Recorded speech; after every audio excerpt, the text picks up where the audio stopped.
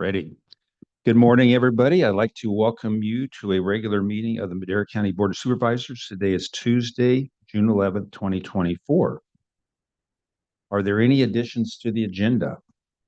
Chairman, there's one addition to the agenda. There should be a copy of the letter at your dais position. It's something that came to our attention yesterday afternoon regarding the ongoing state budget and proposed cuts there. This one in particular has to do with cutting the $17 million that's set aside for emergency hauled water and tank program. And we'd like the board to consider taking that up as an opposition so that we could forward a letter today because the hearings are ongoing. Okay, very good. So this is was added due to urgency. We'll accept the motion to add this item on to the agenda. So moved. Second. We have a motion and a second. Roll call vote, please. Supervisor McCauley, Yes. Supervisor Wamhoff, Yes. Chairman Poitras. Yes. Supervisor Rogers is absent and Supervisor Gonzalez is late. Vote passes 3-0. Thank you. Chair, Yes. I would just want to remind the board that that takes a 2/3 vote, and so we may have to add that to the agenda at a later time if we're going to have a fourth supervisor. I'm not sure if we are or aren't. I believe we will. Okay, then I- we will. Yep, that's my my conviction. I believe we'll have a fourth supervisor. Okay, then let's circle back to that and see what the board's pleasure is at that time. Okay, very good. So council, would you read the closed session items into the record? Yes, Chair, members of the board, there's 3 items for your closed session discussion today. The first is under Government Code Section 54957.6, conference with your labor negotiators. Your agency designated representatives are Assistant County Administrative Officer Joel Bugay, Sabrina Mendez, Human Resources Manager, and Assistant Human Resources Director Michelle May. The employee organization is all unit. The unrepresented employees are all classifications, excluding elected officials. There is, under the same Government Code Section 54957, public employee appointment, employment discussion related to the position of Human Resources Director. And the last is an existing litigation under Government Code Section 54956.9, subsection D1. This is an Eastern District of California case. It's County of Madera versus AmerisourceBergen Drug Corp. Thank you. Thank you. Are there any members of the public that have a comment regarding a closed session item? Anybody? Nobody. So thank you, and we will move into closed session.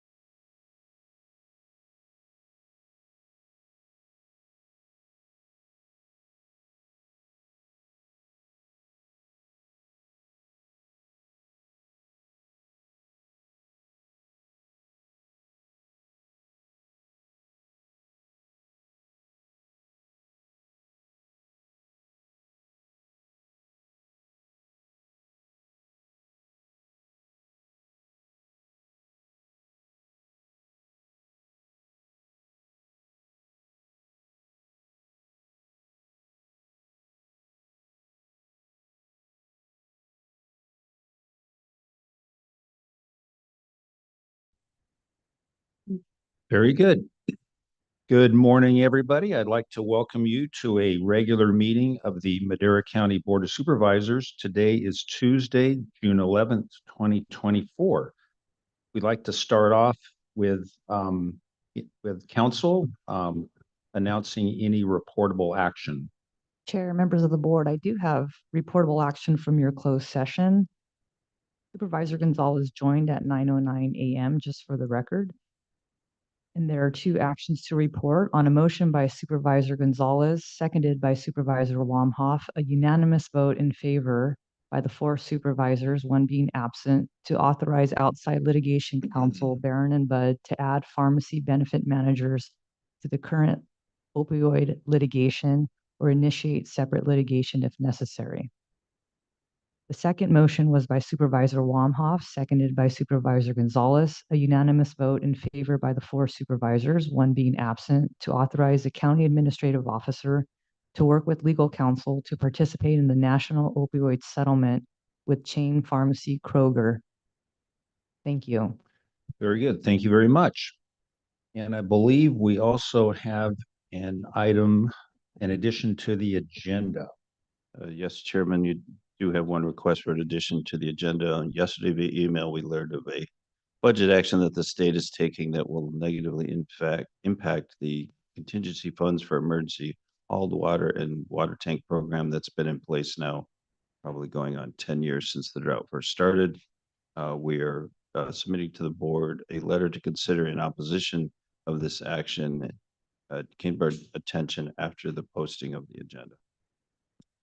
So this matter is of urgency. So are there any questions from any of my colleagues regarding this item? Otherwise, I'll accept a motion for action. So moved. Second. We have a motion and a second. Roll call vote, please. Supervisor Wamhoff, Yes. Supervisor McCauley, Yes. Supervisor Gonzalez, Yes. Chairman Poitras, Yes. Supervisor Rogers is absent. Vote passes 4-0. Very good. And we will add it on to the pending legislation section of the agenda. Are there any individuals that one of my colleagues would like to remember as we open the meeting?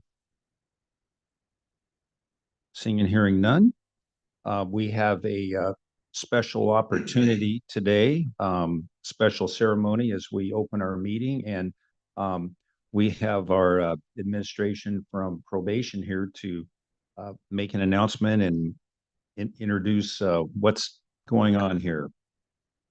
Morning, everyone. Jose Pantoja, Deputy Chief of the Probation Department. I want to thank everyone for this opportunity. Today, we have the honor and the privilege of having our Correctional Academy youth present the colors, and they'll also be doing the Pledge of Allegiance this morning. I'm going to ask everyone if they could please stand.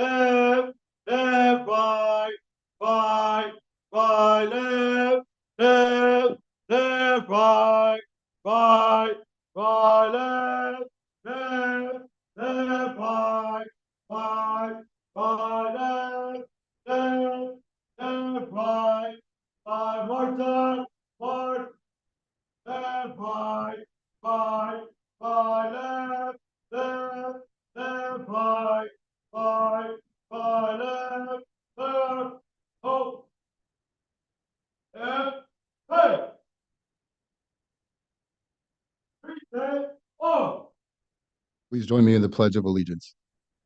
Ready, begin. I pledge allegiance to the flag Of the United States. To the republic for which it stands, one nation, God. Liberty and justice. Order, all. Ready, or. Ready, set.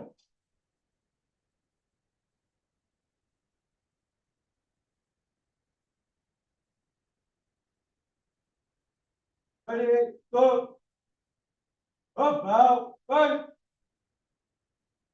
Ready, or.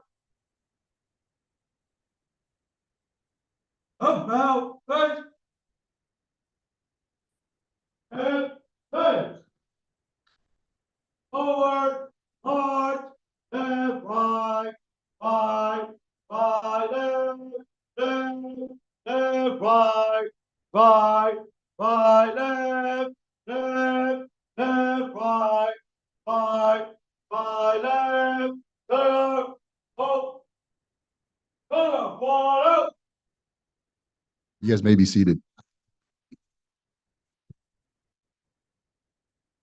Just a little background. The presentation of the colors, which you guys saw here today, is a longstanding tradition that our Correctional Academy program offers our cadets that are in our care. So thank you guys for this opportunity. Thank you very much, and thanks to the cadets and all the mentors and everybody that work with these young men. Great job, and I've seen, and I believe Supervisor Gonzalez has seen all the hard work that these young men have put in, and just in the drill. So I'm going to ask everybody to stand one more time. We were going to have the invocation this morning, and we're honored to have Pastor Derek Pearl from First Christian Church to deliver the invocation. Will you pray with me, please? Father God, we thank you for this opportunity. God, and at this meeting, we lift up the Board of Supervisors, and God, our prayer is that your plan would be revealed to them. We thank you for their oversight and administration of all that goes on in Madera County. Just ask for your hand of guidance and blessing as we proceed today. We thank you for hearing our prayers this morning. Amen. Thank you, Pastor. We'll move on to public comment, and the first 15 minutes of each regular session are set aside for members of the public to address the board on any matter under the jurisdiction of the board, but not appearing on the agenda. The board will not take action on any items presented under public comment. Speakers are limited to 3 minutes. Anyone addressing the board is asked to print their name clearly on the speaker sheet at the podium and state their name and county of residence for the record.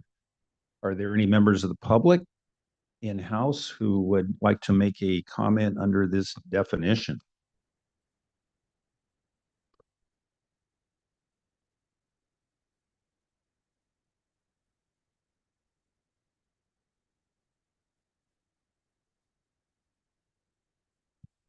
Good morning, Jorge Mendoza with Kitchell, acting senior project manager with Madera County. The CAO asked me to give you guys an update on the Jackass camp project. We have put this project out to, we have been working on restoring the camp since 2020, 2021. We've been working with U.S. Forest since then on getting approval because the camp does reside within U.S. Forest land. We contracted Stantec to do a historical evaluation report back in 2023. They completed the report that was sent over to the State Historic Office for review. They found no issues with it. Because of that, we published the RFP for construction back in October of 2023 in hopes that during the winter months, we would get approval from U.S. Forest. And as of today, we still don't have U.S. Forest approval. And as you know, we're kind of in the middle of summer. We might miss this window of opportunity to construct in 2024. So this project may end up being a 2025 construction project just because of the logistics and weather impacts up there. Like I said, as of today, let me step back. We did have to cancel the RFP, the one that we published in October 2023. We keep issuing addendums to general contractors because of still not getting approval. But again, we have been working. It's taking a long time to get approval from U.S. Forest. We did get finally an update. Apparently, they're supposed to give us approval within the next 2 weeks. If that's the case, then we'll finally get building department approval, and then we'll republish the RFP. I just wanted to provide you an update. Very good. Thank you. Jorge, and I'll let you know, I was actually speaking with the district ranger yesterday, and he let me know their land specialist should be in this week. I think they share a land specialist with the Inyo National Forest. And so their expectation is that we should have everything completed, hopefully by the end of the week. Okay, perfect. Should have approval next week. Perfect. Thank you. Thank you. Very good. Thank you.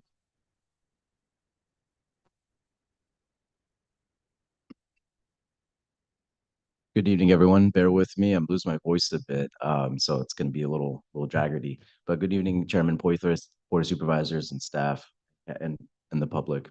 My name is Kyle Savage. I'm the field representative for Congressman John Duarte for Madera and Fresno County, and I come with you guys with simply an update and information regarding our Service Academy Information Night that our office is going to be providing on June 17th, which is next week. It's going to be at Atwater Castle Air Museum. It's going to be an opportunity for high school students or pretty much anyone that's interested, either a service academy such as West Point, where you would need a congressional signature and support, or you're just simply interested in joining the military. It'd be an informational opportunity because we do have representatives from Fresno State ROTC programs, as well as representatives from all the military branches, including the Marine Merchants and the Coast Guard. It'd just be an amazing opportunity for pretty much anybody in the community within the district that wants to come and join support or just get information from resources that are not always available, especially talking face to face with a representative from the actual branch itself. I hope to see you guys there. If you guys are able to make it, be amazing. I did leave some extra flyers by the agenda for the budget agenda that's up there. Feel free to reach out. Our information, our district director, Sam Samra, his direct information is on the bottom of the flyer. If you guys are interested in attending, please RSVP. And again, we look forward to seeing you guys. Thank you guys very much for your time. Very good. Thank you. Is there any other public comment? Anybody online? Nobody online. Make a comment. Very good. We'll close public comment and move on to the consent calendar. Are there any items on the consent calendar that one of my colleagues would like to have pull for further discussion? Chair, if we can pull item Y for a quick discussion, Okay, most appreciated. why? No, I'm teasing. Well, Chairman, we did receive a letter from the public inquiring a couple questions. And so I was hoping Jared might be able to elaborate on a couple of those questions. And in addition, I was hoping you might help me understand how funds for SB1 were spent last year, where the predominant amount of those funds ended up going. And then also, if you could help us understand how the SB1 list was originally put together, that would be, I think, helpful for the public. Sure. Thank you, Supervisor McCauley and Chairman, members of the board. Jared with Public Works. So I'll start with your first question, which was, where's the money been spent, I believe?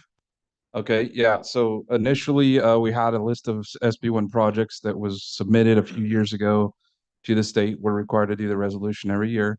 Unfortunately, with the storm damage that we had over the last year and a half or so, most of that money has been directed towards taking care of repairs, storm damage repairs, primarily things up in your district, 225, 274, those areas. So that's where most of the money's been focused, as well as helping to cover some of the costs of the snow removal that happened up there during the events. As far as the list and how that's developed, we utilize the pavement management system to look at routes that are, eligible or qualify under pavement conditions to be enhanced. And those will range from anything from full rehabilitation to treatments like overlays and preventative maintenance treatments. Again, it's a process that we go through with the system.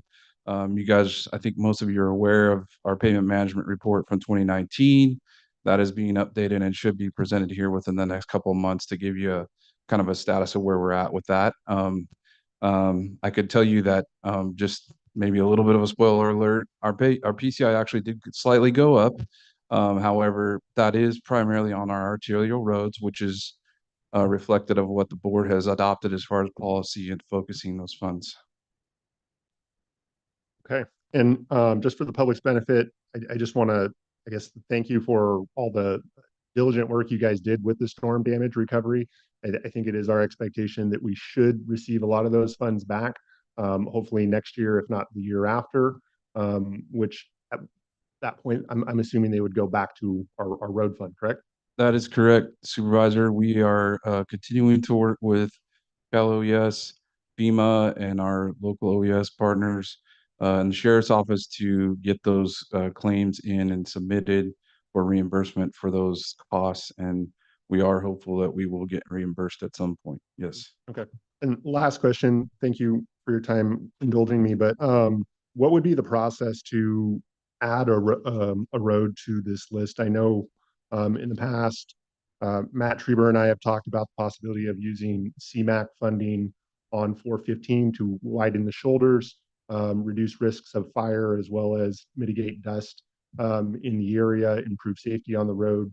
In my opinion, would be a great project. But what would be the process in adding that road onto the SB1 list? So we go through a process when we do the evaluation of through our payment management system. When we're looking at projects like safety related projects, such as what you're discussing, and utilizing other funding, we could certainly look at those and evaluate the opportunity for funding to be applied towards that. What I would say is that SB1 was designed primarily and brought primarily to address road maintenance, so in fixing and trying to repair existing roads, not so much expanding or making large improvements. And so, that was the charge of SB1 and how it was brought forth to the public in terms of additional gas tax and help supplement our regular gas tax. So, but we can certainly look at that and see what there are opportunity wise. Okay, thank you, Jared. Very good. Are there any other items one of my colleagues like to pull further discussion? If not, are there any members of the public that have a comment on the consent calendar or the items on the consent calendar?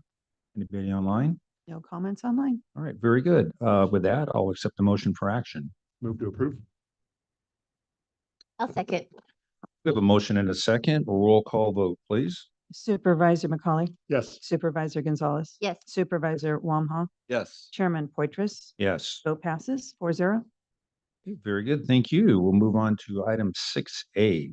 Public Works Department, Engineering Services Division, Draft Measure T 2024 Expenditure Plan, presentation of the Measure T 2024 Draft Expenditure Plan for extension of Measure T, discussion and consideration to adopt a resolution approving the Draft Measure T 2024 Expenditure Plan and extending the terms of Madera County Transportation Authority. Good morning, members of the board. Chairman Jared with Public Works again. This item before you is related to the proposed extension of Measure T, the renewal of the measure for transportation sales tax. We have a consultant from DKS, Kendall Flint, who is online, and I believe she's going to give a presentation from there. I'm going to run it from here, but is she on yet? Okay, perfect. So I'd like to turn it over to her to do the presentation, and we can answer questions after that. Very good. Thank you.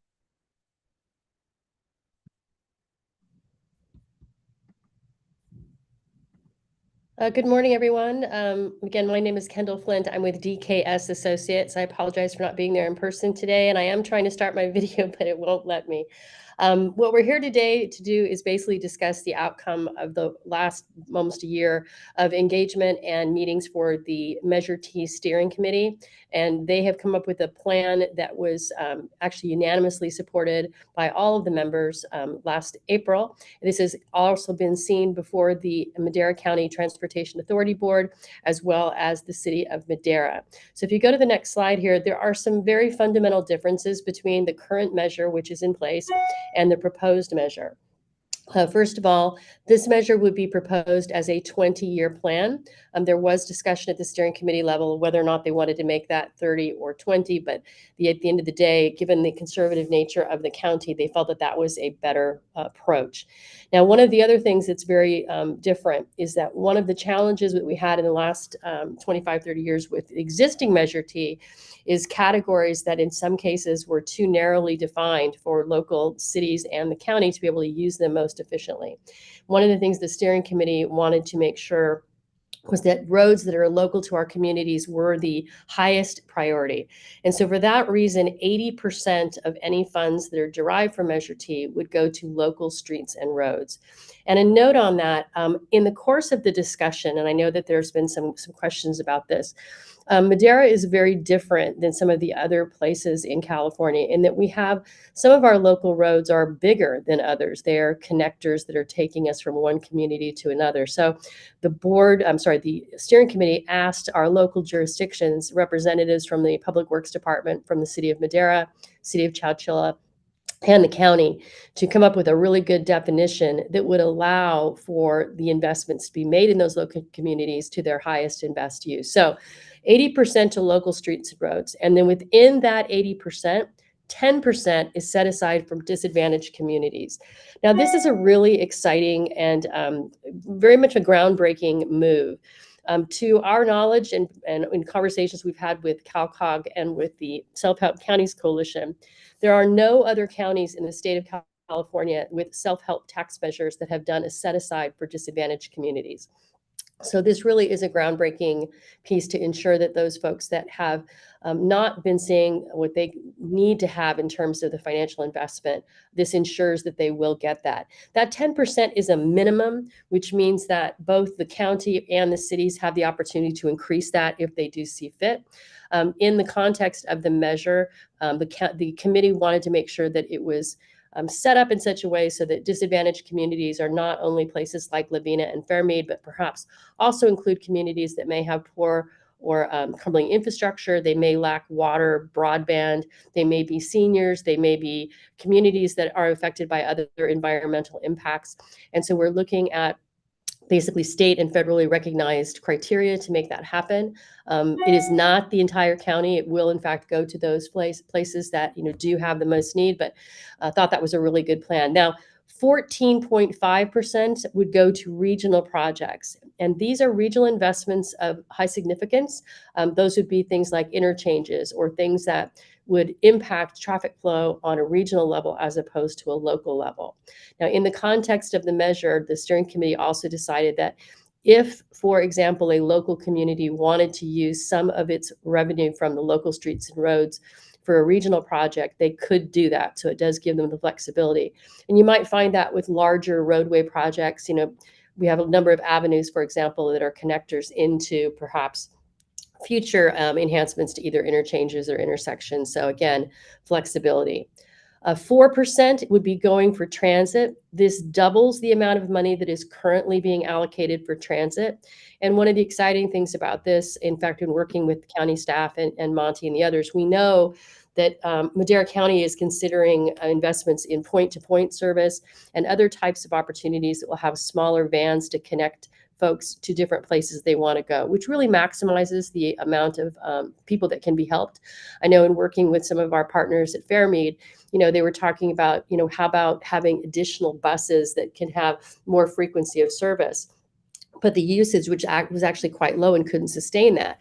Things like this would allow folks to be able to access those services in a more timely manner and get to the places they want to go. And then finally, it's 1.5%, which is an increase of 0.5% for administration services. And part of the reason for that was the committee felt very strongly that they wanted to have a citizens oversight committee that would have the ability to select and hire their own auditor should they choose to do so. They wanted to make sure that there was also adequate funds for public engagement and education so that the voters and residents of Madera County would know where the money is being spent and perhaps be more proactive on that. So again, this particular allocation would be was unanimously approved by the steering committee, and that was after quite a lot of debate and discussion that was really quite productive. And I think what was interesting is just the diversity of the people we had in that group. About 25% came actually from disadvantaged communities. They were fairly equally split between men and women, different political parties, different ages. So it really was a diverse group. Next slide, please. One of the things that's important to note is how the distribution of the funds. So sales tax revenue is collected all over the county and in each of the cities. The sales tax is going to be distributed by population, which is the same criteria that we see today. And that is based on census data that is then updated every year by the California Department of Finance. There were discussions about potentially looking at road miles and looking at where the sales tax dollars were actually generated and all these other different machinations. But at the end of the day, the steering committee, largely informed by some of the discussion from staff at the member jurisdictions, really felt that the population distribution was best suited. And so they've continued to support that moving forward. Next slide. So the Oversight Committee, a very important piece. This is an independent oversight committee, and currently they are appointed by the the board members on and the supervisors. So one of the things they wanted to make sure of was that there was a little more independence and a little more impartial selection of these folks. So we actually had a meeting with the existing chair of the Citizen Oversight Committee, and the discussion actually coalesced around the idea that we will have one member from each supervisorial district and one alternate. Both will attend all meetings. They may not be elected officials or employees of member agencies or employees or elected officials that have been less than 3 years out of that environment. So if, for example, if Chairman Poitras wanted to be on this committee, he'd have to wait until at least 3 years after he'd been out of office in order to apply. The meetings or the individuals would be selected based on applications by the current chairman of the Citizens Oversight Committee, a representative from Madera County Transportation Commission, and one mutually agreed upon designee with likely a background in either accounting or citizen oversight types of things. These folks will be meeting quarterly and will be producing an annual report. I know a lot of folks were very concerned or wondered, like, where's all the information? And in the past, it was there, but it was sort of in a Excel, numbers format. And the group really wants to see more of a accessible document that's created annually that shows the projects that were funded, the roads that were funded, and just more information, again, all in the part of transparency. As I mentioned previously, this group has the opportunity to hire an independent auditor that would be selected by them. And then the recommendation in the measure is that the chair would then appear before the Madera County Transportation Authority Commission on a quarterly basis to make updates about funds that have been received, funds that have been allocated, and how that whole program is going. Go to the next slide, please. At this point, the plan is before the Board of Supervisors. This evening, I'll be chatting with the City of Chowchilla, and then should the Board of Supervisors approve this particular measure and also the City of Chowchilla, then there will be a first reading tomorrow at a special meeting of the Madera County Transportation Authority, and that would be the reading of the actual ordinance that would implement this measure and approval of the plan. There will be a second meeting that will be held a week later on the 19th. And then from that point, it'll come back to the Board of Supervisors, I believe on July 2nd, for a request to place this on the November ballot. So I think that's my last slide. If you go to the next one, Jared. That's what you're saying, the 19th, yes, and then the July 2nd for the board to hopefully put that on the ballot. And I think that is the end of my presentation for questions. And of course, I'm available to answer any questions that you might have. But again, just want to thank Jared and the rest of the staff at the county, as well as our partners at the City of Madera, City of Chowchilla, and all of the individuals that served on the steering committee. It was a good group. They put a lot of work in, and I think certainly came up with something that is reflective of what we saw, not only in the public engagement process, in the polling, but just in all the various meetings that we've had over the last 9 months. And with that, I'm available to answer any questions the board may have and let you have your discussion. Thank you. Very good. Thank you very much. And I'd like to echo those comments. Thank you, everybody, for all your hard work to get this together and present this plan. So before I take it to the public, are there any comments or questions or need for explanation from any of my colleagues? I'll go first. Okay. Yeah, Please. thank you, Kendall, for the presentation. Thank you, Jared. Just curious, Kendall, I think from the last MCTC board meeting or commission meeting, there was some comments submitted by Leadership Council on the definition of disadvantaged communities. Have you been in communication with them and sorting that out? I know that we have to be very careful with how we define disadvantaged communities because we don't want to leave areas like North Fork out, and sometimes it doesn't fall within that definition. So can you elaborate a little bit on that, on those discussions? Yeah, absolutely. Patricia Taylor from MCTC did send a correspondence letter to the Leadership Council yesterday. The bottom line is this, that in the discussion with the steering committee, as you aptly said, they wanted to make sure that the disadvantaged communities were reflective of multiple types of disadvantaged communities that are in the county of Madera. And that was the reason for including environmental justice and other screens. So it's not inclusive of everyone, but it is inclusive of more than just Lavina and Fairmead, because we wanted to make sure that those funds would be available. The other piece, again, just for reference, This is funds that are split between the county and the other two, the city of Chowchilla and the city of Madera. And certainly it is not a ceiling. So these agencies could choose to contribute additional funds. But just for context, the community of Fairmead saw from the county, and Jared can correct me if I'm wrong, but it was about $500,000 in investments over the last 5 to 7 years.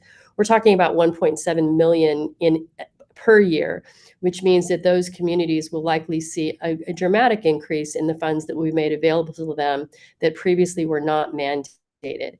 I think the other thing to keep in mind on this, as I mentioned, there are no other MPOs in the state that are having a similar situation.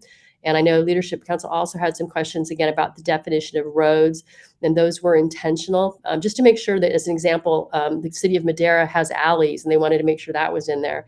And the county has some roads that are a lot longer or larger, right, that are connecting communities, which would also be considered local as they connect in, again, with Fairmead and Lavina. So that is the position of the MCTC and MCTA board at this point.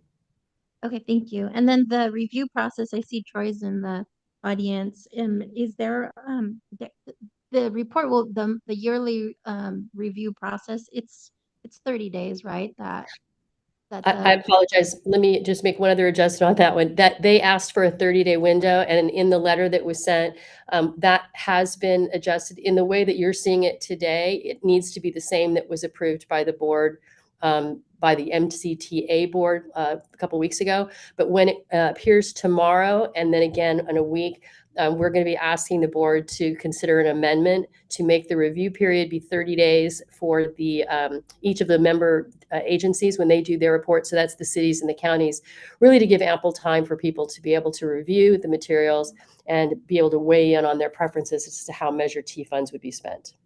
Excellent. And then one final question. Jared and Matt, you alluded earlier that we'll have the updated pavement management system report coming to the board.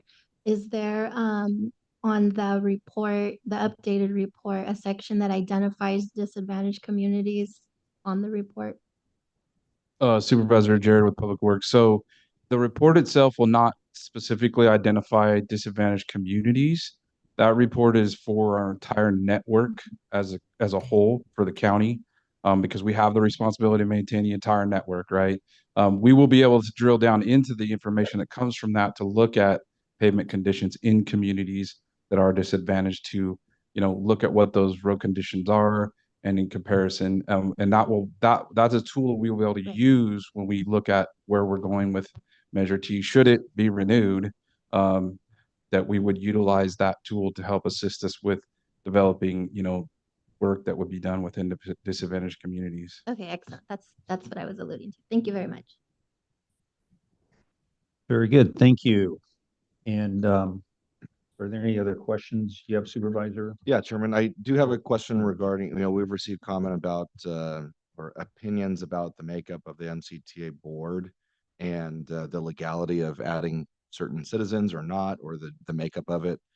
And wanted to see if there was a formal request put over to County Council, and if there's any opinions from Council on those questions that have been tendered to us. Thank you, Chair and members of the board. So I have seen communications regarding the board's ability to review and edit at its discretion the resolution from several decades ago. I haven't prepared any formal advice yet, but I can certainly prepare that as the board is considering Measure T and answer that question. But unfortunately, I'm not prepared to give that advice today. Great. And if we could get that would be helpful. Troy or Kendall, have you guys looked into the legality of this? I know that there was some research done on this. Can you speak of that, either one of you? Yeah, I'll just adjust part of that. We did ask and did provide to Sierra citizens and others various missives that redirected them to review both state PUC and other makeups about how this thing comes about. The reality is that if in fact we move forward, and that would be of course at the discretion of the board, if they move forward, it is a legal process that could take anywhere between 9 months to 2 years in order to have happen, because it would require legislative action at the state capital. So there's nothing that can be done at this point between now and the end of the year. And we've been advising folks about that for quite some time. But perhaps Troy could address that further. I know that there was a discussion with the MCTC Council as well. Yeah, Troy McNeil, Deputy Director Fiscal Supervisor for MCTC. Whenever we receive comments like this, we always do our due diligence to make sure that is it something that's possible? And as we drill down further into this, there's a lot of hoops to go through, a lot of barriers. It is possible, but almost very, very difficult because, as Kendall indicated, there's legislation that may be needed. There's the governor's office of California that may be involved because it's very complex because you're talking multiple layers of boards and agencies and designations that involve our grant funding that we get. And so it is a very complex issue. And so it is a legal course of action that will need to be taken to make any changes. Great. So this 9-month to 2-year process, this is an opinion of legal counsel from MCTC? So our legal counsel basically said, didn't necessarily give a time frame, but they're saying that it could, this layered process, this it will take some time because we're going to have to deal with the Federal Highways Administration, the state of California, as well as actions by the MCTC board, as well as the Board of Supervisors to make this a possibility. Doesn't necessarily mean that that they will approve at the federal state level any action, but that's the action that will have to happen. Right. But what I'm getting at is it is the opinion of legal counsel that the board of supervisors cannot, with the stroke of a pen, change the makeup of the MCTA board. Correct. The MCTC council has that opinion. And as the county council indicated, there has been some communication between the offices, and we look forward and encourage maybe opinion from county council as well. I would greatly appreciate a second opinion from our own council if we could. Thank you. Very good. Yeah, just a quick comment, Chair. Thank you. And Supervisor Gonzalez, appreciate the comments around disadvantaged communities and the need to be inclusive there. I do like to point to North Fork as a great example. If you haven't been up to North Fork, we do have a wide variety of folks up there. Many of them are very much generationally disadvantaged. A lot of Native American folks up there. But if you look at some of the screening tools available to us, oftentimes they're not included. So it's very important that we are inclusive of all the communities that are disadvantaged. We recognize that there's not one size fits all kind of metric here. So I do appreciate your comments. In regards to I think some of the requests from the citizens, Sierra citizens, I think a great alternative here, and I've said it before, would be a citizens advisory committee. I don't think it's the best interest of the county to expand that board to 11 members. That sounds a little messy to me, but I do believe there's a good model out there that provides for citizen input, but just in kind of a different format. So I think that citizens advisory committee would be a good thing. If I'm appointed to the board or the commission in the future, it'll be certainly something I push for. So thank you. Very good. Thank you. And I have to add that, again, you look at the funding that we receive from SB1 and other state tax sources versus Measure T. Measure T is it's imperative, and it's super helpful, and it is something that the two cities and the county rely on for a lot of maintenance projects and things of that sort. And it really helps to, leverage us to be able to, for federal funding for certain roads and projects that we would never able to get our hands on. I mean, the return is immense. But on the other hand, it's a small percentage of the money that we receive again from SB1 and other sources. And it's just kind of interesting the focus that is on Measure T versus other funding sources. I think we get we don't get, I guess what I'm saying is we don't get much public input where the majority of the funds come from, and yet it's a small percentage, it gets a lot of attention. So that's always been amazing to me. But anyway, are there any other comments from my colleagues? Seeing and hearing none, we are going to open this up for public comment, and I'm going to ask our clerk of the board to announce any letters that we were to receive. Thank you, Chairman. I just want to let you know that we received one letter from Sierra Citizens on June the 10th, and we received one letter from Andrea Uribe, Leadership Council for Justice and Accountability, on the 11th, and both will be added to the record. Okay, very good. So what we'll do is we'll open it up for public comment at this time. We have the same rules for public comment up to 3 minutes, and then we will go for public comments online. So is there anybody in the house that has a public comment regarding this item? Please come on up.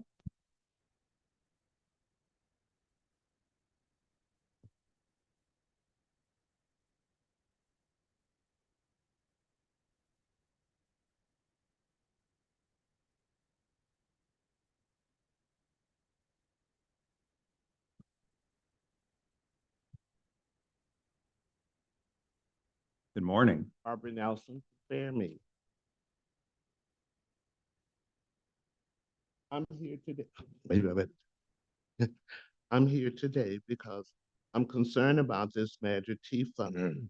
In the past, it always seems to look over disadvantaged community that's been left out. I understand now for the first time they have put money in this Measure T for these communities. That's great. I'm glad of that. With so many of these communities that are disadvantaged, who determines which one gets it and how much? Is this enough money? Fairmead is over 100 years old. We have been left behind a long time. We still have dirt roads, not enough streetlights, and other needs and problems, like a lot of these communities. Maybe before you rush past these measures, you should look at the amount of fundings and make sure that it's enough money there for all these disadvantaged communities. Since there's so many of us, I don't want to see my community go without because it takes so long before it comes up again. Thank you. Thank you. Good morning. 17 years ago, I joined Permit Community and Friends. I love my community, but I see that needs a lot of improvements. After 17 years ago, we don't have sidewalks. We don't even have a speed bump reductions around our schools, and that's a lot of danger for our children. And knowing that Measure T receives money, but I need to see exactly the amount of money that they split into the disadvantaged communities like mine. We the people deserve better communities to live. We the people pay taxes, and we the people deserve equal opportunity to have everything we need, everything our children need to be walking around wintertime, not even the sidewalks. So let's make a change. Let's work together to make those changes. That's a lot of money, but like I say, 20 years, $200 million. After those $200 million split on a percentage, we need to know exactly how much money goes into our communities. That way we can see the improvements and the changes. So let's work together and make changes. Thank you. Thank you. My name's Elaine Moore, and I'm not going to pretend to be Bozo the Clown today. I've been here since 1971 in the Fairmead area. It's the, I can't think what it's called now, but actually we live on the west side of 99. And when somebody mentioned they were bringing in alleyways, which is nice, I've been through alleys that have better alleys than Fairmead has roads. We live on Road 18 and a half and Avenue 22 and 21 and a half, which we have the county disposal site just across the street from one of our properties. And to not have those holes filled up, we get holes filled once in a while. It's not even a patch, it's fill a hole and move on. They were out recently, I guess, out on Road 18 and a half. They filled up some holes, but I would love for somebody on the board, come drive our roads. Maybe you could see some of the concerns that we have for the safety of our children. We do need sidewalks desperately. And this money, they said like $1.7 million, I believe you said, for 10% of the 80%. And sometimes that sounds like an awful lot, but I'm just curious, how many disadvantaged areas are going to participate in that $1.7 million? Because we don't even know where to start. It would just be nice to have a little more transparency where that money's going. We have people driving down the canals on Avenue 21 because it's easier than the road. And on Avenue 22, which I go down, I drive next to the trees to go around some of the big holes around the canal and then back down the road. And I don't think it's too much to ask to fill those holes. Thank you.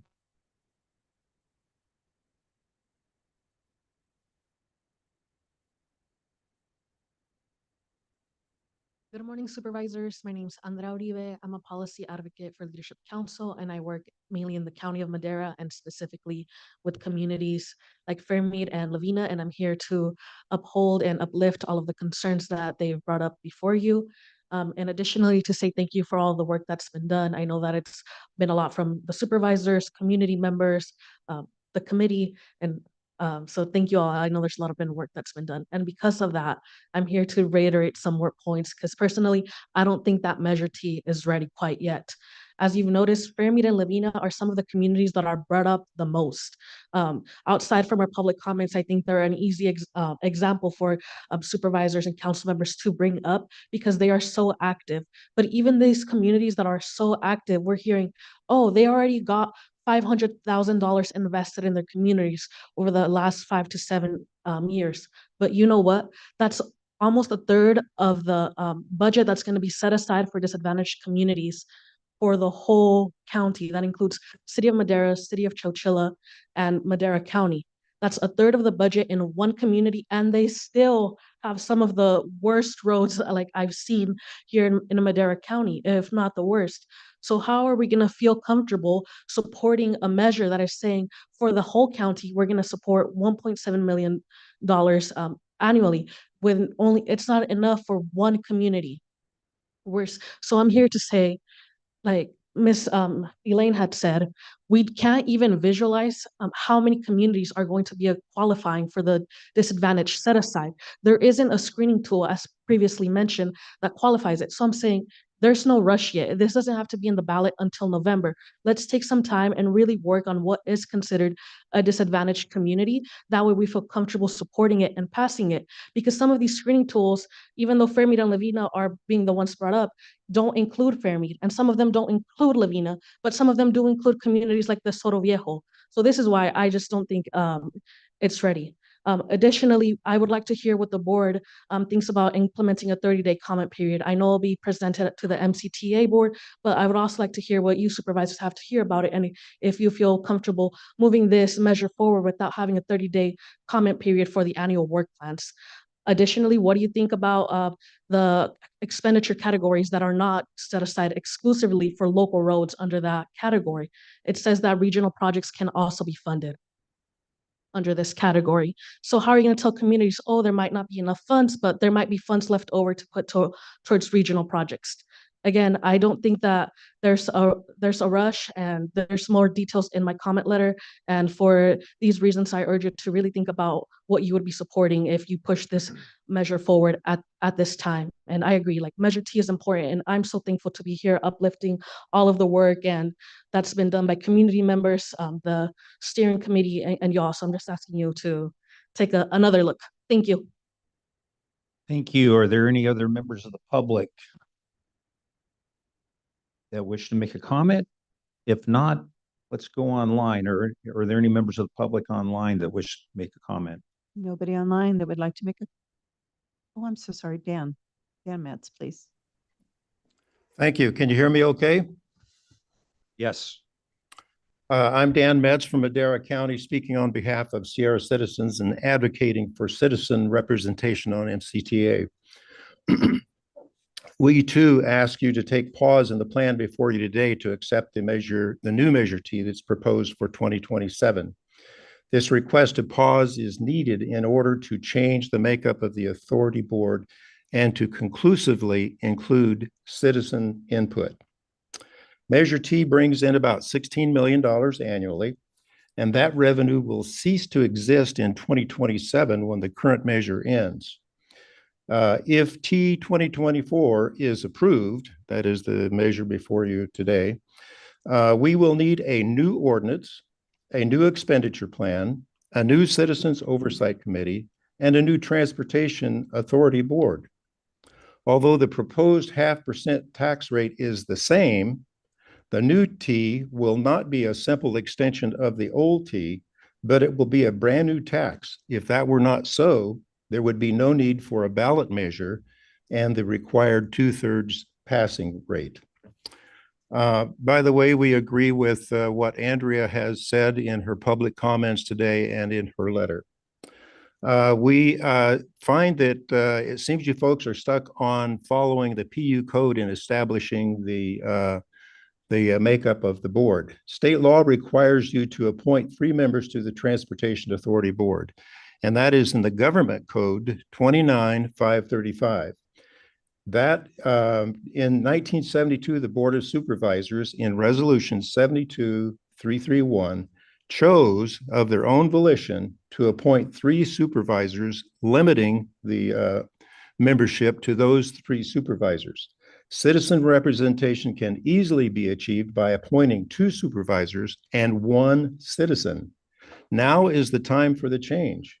You have the power and the authority to improve the future by sanctioning citizen participation in the decision-making process. The 2022 effort to pass a new T failed in all 5 districts. Your consultant survey suggests that the T 2024 would likely receive a 67% of the vote, but as low as 58% of the vote, indicating a highly questionable passing. Madera County roads cannot afford for Measure T to fail, and we want it to pass. Making our requested change to the composition of the MCTA board will demonstrate your commitment to the passage and stands a far better chance of gaining Sierra citizens' endorsement. Thank you. Are there any comments from the public? I believe Supervisor Foley has. Thank you, Chair. Yeah, I just had a quick question for you, Dan. Do appreciate you sending the letter in advance of the meeting, but I noticed in your letter it references that there's counties, plural, that have a similar, I guess, makeup to the board. I'm not sure if that's, an 11-member board that you're referencing as you folks had proposed, or if that's just a board that has citizen representatives. Can you help me better understand there? What counties have that makeup, and how does that look? Let's see, I believe I'm still unmuted. The makeup of the board can consist of citizens, and that's what happens in other locations. I was asking which counties currently. In your letter, you referenced that there's multiple counties that have a makeup similar to the one that's being suggested by Sierra Sensible Citizens. And so I'm asking which counties those are. I believe that the Fresno County has a similar makeup with a citizen member.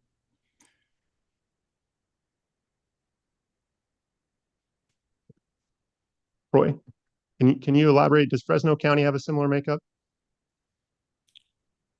Yes, I understand they do. Troy's going to come up and elaborate. So the Fresno County Transportation Authority is an independent agency. They operate under a different legislation than we would operate under. So it's hard to compare because there's different legislation. So Troy, what's the makeup of the Fresno NCTA? The FCTA, they have, I'm not up to speed on fully, but I believe they have different members from their community from different sectors. And so you could say they're not all elected officials. There are some elected officials. But again, they operate under a different legislation than we would operate under. Okay. And I believe that Kendall Flint has a comment. Yes, thank you. Just to be clear, there are only 2 counties in all of California that have citizens on their board in a similar fashion to what is being suggested. And the reason that those counties do, I believe it is Lake and the other one's going to escape me, is because there's only the county, there are no incorporated cities. And so in agencies that have incorporated cities, the board of the Council of Governments is usually made up of the board of supervisors and representatives of the local cities. And the rationale for that is because they are elected officials that were elected to represent the interests of the community. And so that's kind of the approach that was taken. Again, in the ones that have citizens as opposed to elected officials, it's because the 2 agencies do not have incorporated communities there. Okay, very good. Thank you, Kendall. That was very helpful. I appreciate it. Okay. And with that, if there's no other public comment, we'll close public comment and bring the item back for further discussion and or action regarding the resolution and the draft expenditure plan. Well, if there's no further discussion, I'll move to approve the Measure T 2024 draft expenditure plan as presented. I'll second. We have a motion and a second. Roll call vote, please. Supervisor Gonzalez, Yes. Supervisor Wamhaugh, Yes. Supervisor McCauley, Yes. Chairman Poitras. Yes, Vote passes 4-0. very good. Thank you very much. We'll move on to 6B. Social Services Department, presentation of a proclamation proclaiming June as Elder Abuse Awareness Month in Madera County.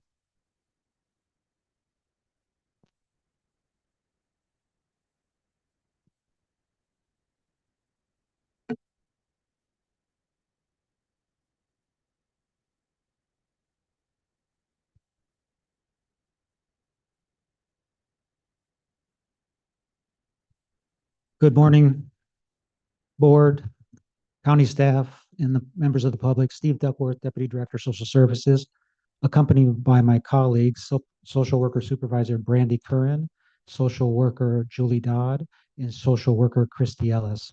We're here to stand with you to proclaim June as Elder Abuse Awareness Month and to make a clear message to the public that no person, especially our vulnerable seniors, should ever live under the specter of abuse and neglect. Elder abuse awareness is gaining a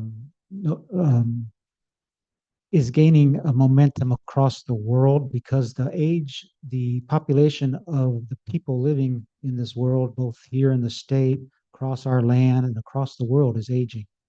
And so we're one of many communities that are standing for us to say we've stand against elder abuse and to raise a consistent message across our country and across the world. These are some of the numbers for the state of California, and particularly Madera County, of what we expect to see over the next couple of decades for our population as they age. The growth rate in the Central Valley, you can see, is high. In Madera County, we're expected to grow by 187% between 2010 and 2060 for the population age 60 and above. This is growing 3 times faster than the population as a whole. And so what that means is a bigger piece of the pie continually becomes seniors in our community. This chart, this map graphs out the aged 85 and over. You can see there's going to be tremendous growth in the number of seniors living beyond 85 years of age. And so obviously that's good news, but it also creates a lot of challenges. Do we have the infrastructure, the systems, and the supports to be able to help these folks? The traditional population pyramid is often triangular, at the base being the bottom and coming to an apex at the top. But that's changing. Our population periods are becoming parallel, they're becoming rectangular. And so, yeah, as you can see here, by 2060, it's projected that we'll have 70,000 residents over the age of 60, with 12,000 of those being over the age of 85. In our Adult Protective Services team, these are some of our numbers from the calendar year of 2023 in referrals and investigations. Our investigations increased this past year in 2023 by about 15%. We're seeing an increase in the numbers of referrals and the number of investigations that our social workers are out in the field investigating. This is a breakdown of the types of abuse and neglect we saw in 2023 by category. You can see that the financial exploitation piece of the pie is very large. There's a lot. Our seniors are especially vulnerable to fraud, online fraud, and also with family members and things, but oftentimes international and interstate actors committing fraud. Our banks and our financial institutions report to us, they're mandated to report to us when they suspect fraud. And sometimes they can nip it at the bud and they can stop payments and stop transfers and things like that. But oftentimes these financial abuse cases become very difficult once the money's flown from accounts.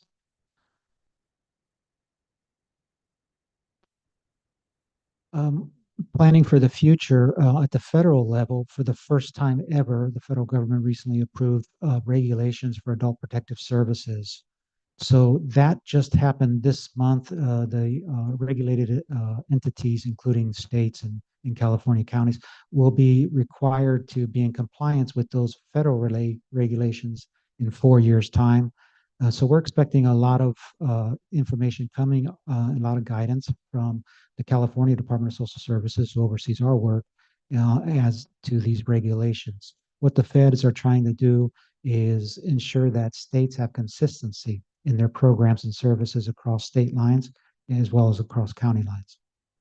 At the state level, California passed a master plan for aging a couple years ago, and more recently, the California 2030 report both give a description and a guide, a plan to make California a more age-friendly state and to ensure that seniors have the services and the supports that they need to age healthily in California. At the local level, we came to your board sometime back to get a grant for our local aging and disability action plan. And so more recently, and this a couple months ago, San Diego State Center for Excellence on Aging and Longevity, we had a contract with them. They're steering our work on this local plan. We're working with the community, we're working with stakeholders, partners to come up with a plan by next March and bring it back to your board in March of 2025. What this plan is hopefully going to do is braid the services, make a stronger fabric for the many different agencies that are working in our community to ensure that seniors have the supports that they need. We encourage the public, anytime they suspect or see adult abuse, elder abuse, to call these numbers. The first one is the hotline number to our office. The second is to the Fresno Madera Ombudsman, and that's for abuse and neglect in facilities. We encourage the public to check our website. You can find information there, more information there. But we encourage everybody a simple call to our office if they suspect or see elder abuse. We come today to also ask for your help and the help from the public. We want to hear the voice of the public. We're doing a survey as part of our local action plan to gather information to help steer our plan as a baseline to help steer our plan. We have these flyers on our website, on our social media pages. We have these flyers in our offices and libraries and some of our partners' offices. I plan to hope to leave some here at the desk out here. And there's a QR code there. People can snap that QR code, take the survey. This survey is for anybody who's over the age of 50, disabled, or a caregiver of either of those groups. We encourage the public to have their voices heard so that their voices are embedded in the plan that ultimately is approved by your board come March 2025. You can find this flyer and this information, like I said, on our social media pages, including Facebook and Instagram. We're also on our web page at the county's web page and social services. And lastly, we're having a fun event tomorrow to recognize Elder Abuse Awareness Month by having a resource fair in our office. We invite the public to come to our office tomorrow at 9 o'clock. We're going to have raffles and games and prizes. We're going to have some training, teaching people about the signs of abuse and neglect, how to report abuse and neglect. And we're trying to also match our in-home supportive services clients who don't have an active provider with providers who are willing and able and ready to work. We're hoping to match some of those tomorrow at this event. So we encourage the public, 9 o'clock at our office on Sunrise.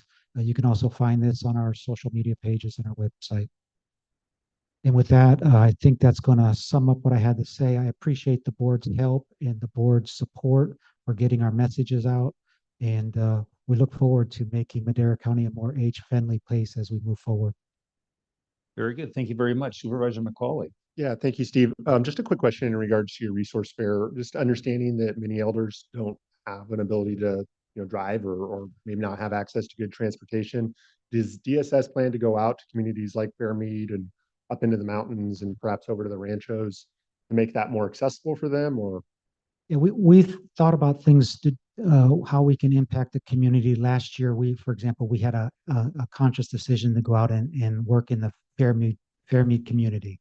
We went and made visits to IHSS clients that were vulnerable. This year, after this focus, we hope to be out into the senior centers and getting our message out there. We know oftentimes we have these events, we put a lot of work and energy into them, and sometimes it's disappointing the numbers that show up, right? Yep. So they're reluctant. It's not like with kids, it's different with adults. But in any case, we hope to have, and we plan to have outreach in our senior centers, so in Oakhurst, in the ranchos here in town, in Chowchilla.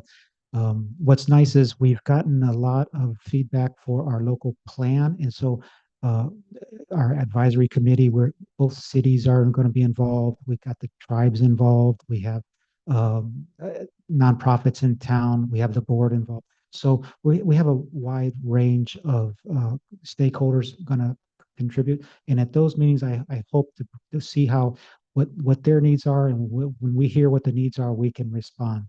We've like I said, we've tried different events, and we're going to keep trying, and we're hoping the next step is to be in the community centers where the seniors gather. Oftentimes, the most vulnerable seniors though aren't there, and so that's what we're trying to strategize on how to serve those. And my experience working with those senior centers is that they're desperate, looking for assistance. They're looking for someone to collaborate with on programs so they can grow their membership. So I would definitely encourage you, to make direct contact with those senior centers, their leadership there, and see how you can help them grow those programs, because you are in turn going to create more people showing up at those community resource fairs. And I do want to thank you again for your individual dedication to serving our elders as well as our youth. When we've had community resource fairs in the past, you've been real quick to step up and just provide that direct assistance. So thank you. Appreciate it. Thank you. Very good. Thank you, Steve. Are there any other comments from my colleagues? I just wanted to send a thank you as well. Thank you to the department and all the workers there. This is it's work done out of love and compassion. And I just want to send a special thank you to the employees of your department for all the great work that they're doing, because it comes from inside. I know it does. So thank you. Very good. Thank you. Hi. My name's Brandy Curran, and I'm one of the social advisors for Adult Protective. I wasn't expecting to speak, but since this is really going to be my last time in front of you guys, I'm retiring July 31st after almost 33 years. I remember some of you from worked with Chris and Toya, right? Yeah. Anyway, I've been around a while, and I'm going to miss everybody. Been a family. I started when we didn't have computers, and I just love the work, loved working with the kids, and then really found my calling with our elders. So please don't forget about them. We're going to be them soon. Yeah. Anyway, thank you. Ouch.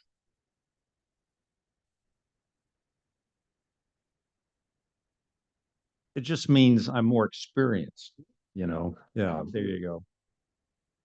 Very good. Well, thank you very much. And with that, we do have a proclamation we'd like to present and get a picture, but are there any members of the public who have any comments regarding this particular item? Seeing and hearing none, let's go ahead and gather.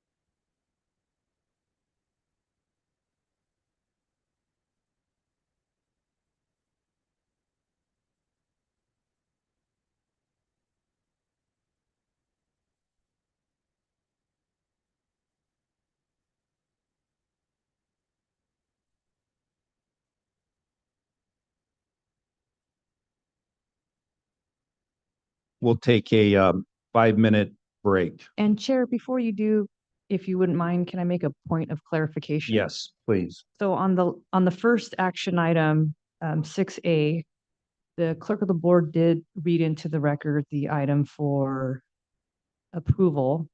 And the motion, I don't think there's a need for a motion for reconsideration, but I just want to make sure that the motion makers and those of you that were voting didn't take the motion as just approving the resolution and the expenditure plan, because the entire resolution also extends the term of the Madera County Transportation Authority. So if it was as listed on the agenda and there's public clarification and no need for any motion of reconsideration, I just wanted to ensure that.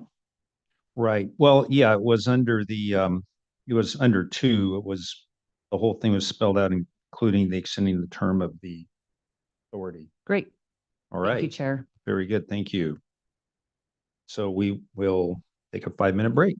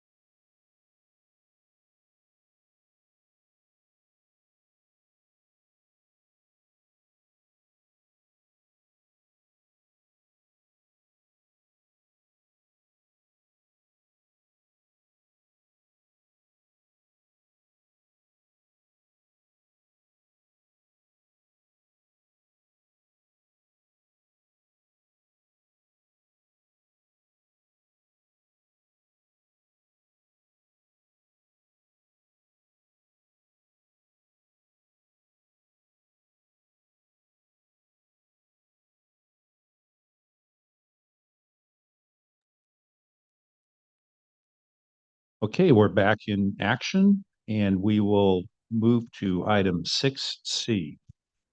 Probation Department, presentation of Juvenile Justice Realignment Block Grant and Juvenile Justice Crime Prevention Act and Youth Offender Block Grant Plans.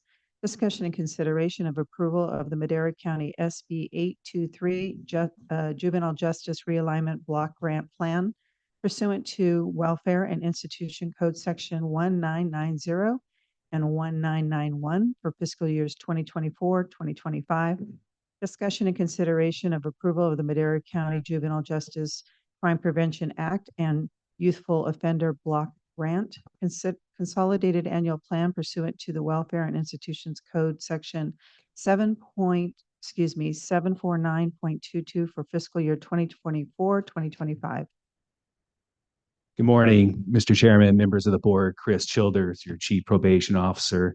And I want to introduce behind me, I have Deputy Chief Jose Pantoja, who will deliver the presentation on part one, and Deputy Chief Rick Galindo, who will deliver the presentation on part two. Karen, I apologize for the mouthful of acronyms and words, as it seems like every time probation's up here, there's a lot of language that has to be worked through.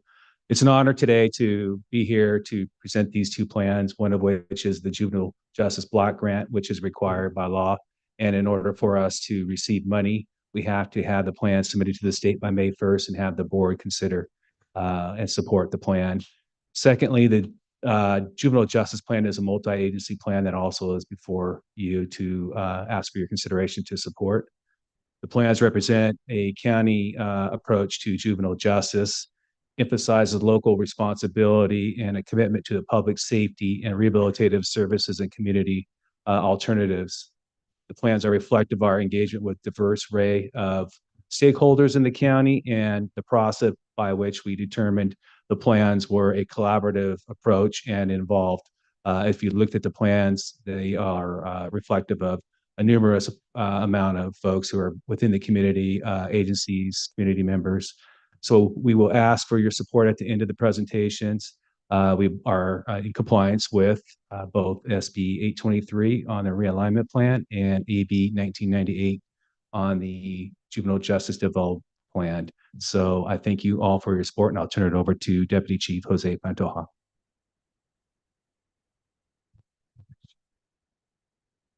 Good morning, everyone. Jose Pantoja, Deputy Chief with the Madera County Juvenile Detention Facility. There will be a test at the end with all the acronyms that she had stated earlier. Thank you guys for this opportunity as we present the county plan to you guys today. This is with our continued services and the allocation that we plan to spend within this next fiscal year. You guys had a chance to review the 16-page plan. On the second page of the plan, you guys could see our subcommittee and our subcommittee members, which mainly consist of department heads or their designees and additional community members.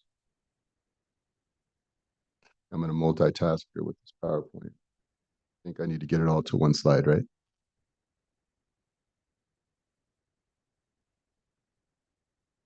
There's been a lot of changes in the juvenile world recently, and the main one is because of the closure of the Division of Juvenile Justice, which is the prior California Youth Authority.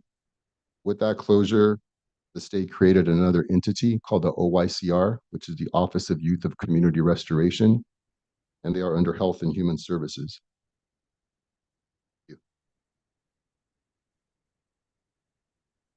An additional change that came with that is AB 505, which also brings language for the subcommittee to have a co-chair, which we plan to do at our next meeting.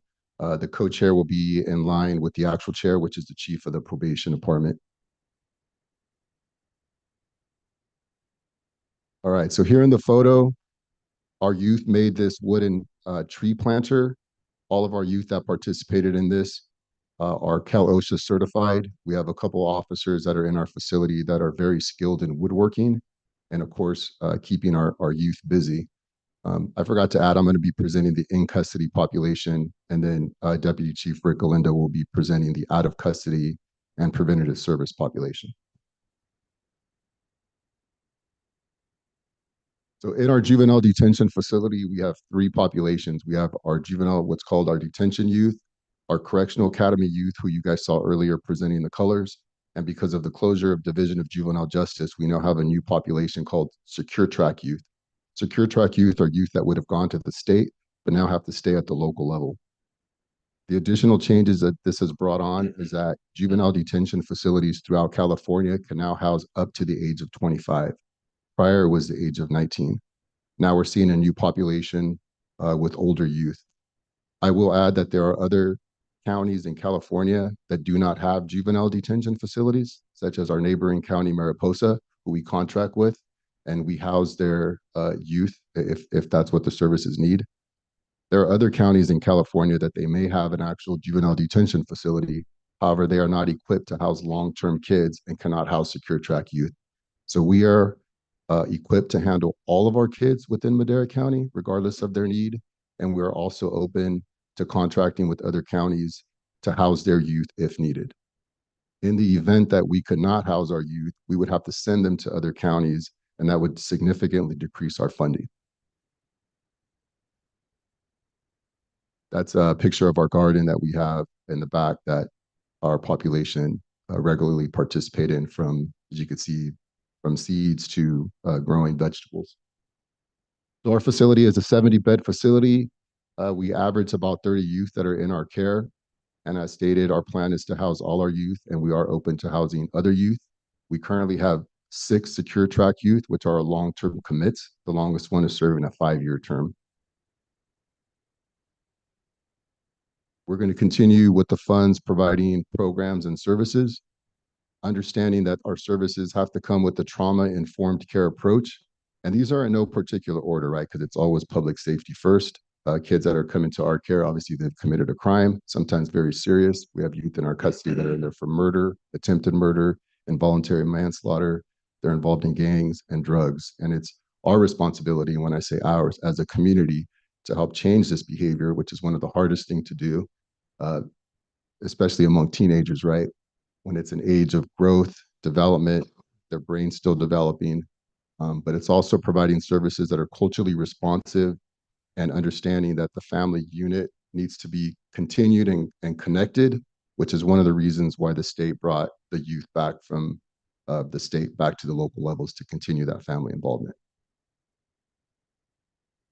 We recently had an appreciation day, which some of you guys were able to attend, and we appreciate that. So these are some of our community members that we work with that provide services to our youth that are in custody. We contract with the Workforce Development Board, who provides services to our youth in custody and out of custody. Our youth prepared the meals. They help assisted with the setup and the cleanup. There's another one of our program providers, which is the Prison Education Program. One of the requirements from the OYCR is that we have prior justice involved individuals that could work with our population. Our Youth for Christ mentors. Right. For future plans for the facility, what we plan on continuing to do with the funds, we didn't build it. We had a workshop placed in the back of our facility, which is going to continue with metal and woodworking. This is for our youth to have some kind of vocational skills prior to them leaving our custody. All the youth will be Cal OSHA certified, and some of the additional funds will be to add air vents inside of that workshop there. With the funds, we've been able to pay for positions. We hired a probation program specialist. We're able to pay for programming, and we're able to continue with facility upgrades. Right, here's some data from last year. We had 19 youth that completed their food handler certificate, 4 youth that were taken to get their California ID, 5 youth that are enrolled in community college classes online, 3 youth that opened up a bank account, and 4 youth that were Cal OSHA certified.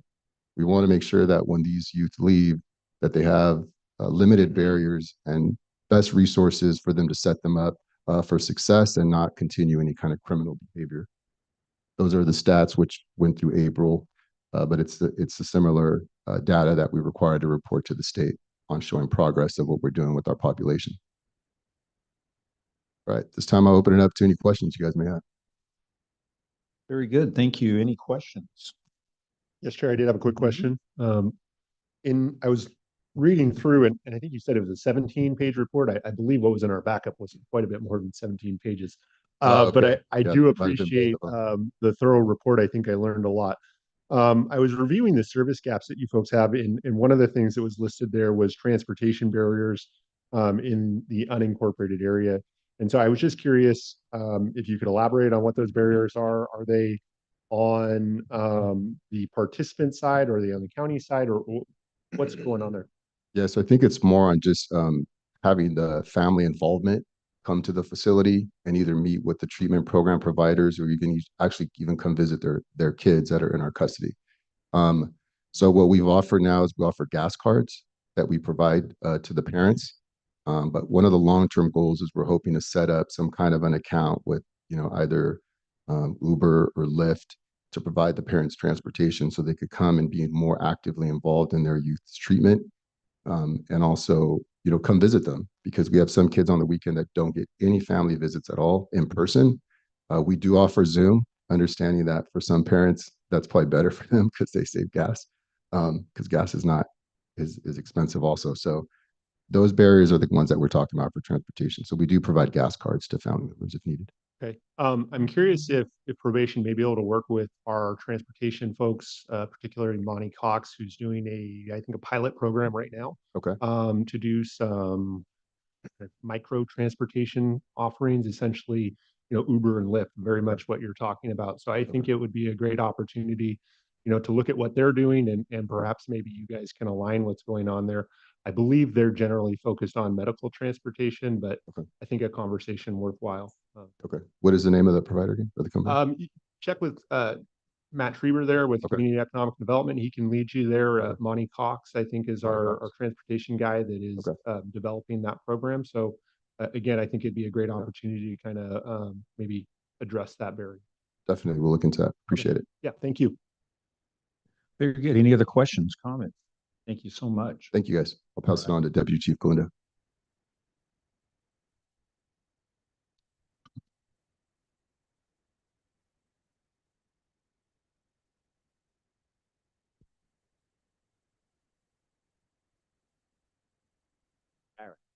Good morning, and thank you for having me. Chief Childers gave such a great intro. I thought I was going to call it for the day because he pretty much touched on everything I was going to touch on. But here I am, and but I'm here to present to you guys the Madera County Comprehensive Multi-Agency Juvenile Justice Plan. This is for the 2024 and 2025, and submitted to the Board of State of Community Corrections. And just to give you a little historical background, one of the funding sources originated the year 2000. So this has been going on for about 2 decades now. And this 2 decades of collaboration, 2 decades of hard work to address youth crime and at-risk youth here in Madera County. The first one is legislation is by the Schiff Cardenas Crime Prevention Act that was from the year 2000.